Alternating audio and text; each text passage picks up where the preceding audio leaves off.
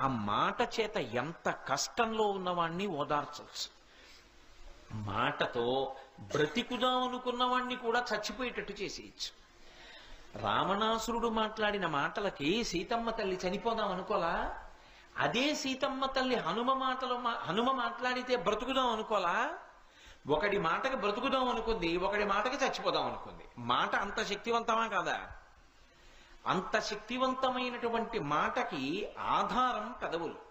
ఈ పెదవులు కదులుతూ ఉండడం గొప్ప కాదు, జీవితంలో ప్రయత్నపూర్వకంగా పెదవులు కదలకుండా ఉంచగలగడం గొప్ప.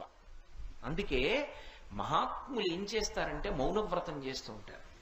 చంద్రశేఖరేంద్ర సరస్వతి మహాస్వామి వారు ఎప్పుడైనా ఎక్కడైనా నోరు విప్పి ఏదైనా మాట్లాడారనుకోండి, తెల్లమారేటప్పటికి కనీసం అది 200 భాషల్లోకి తర్జుమా అయ్యేది. ఆయన మాట్లాడారు అంటే సరస్వతీదేవి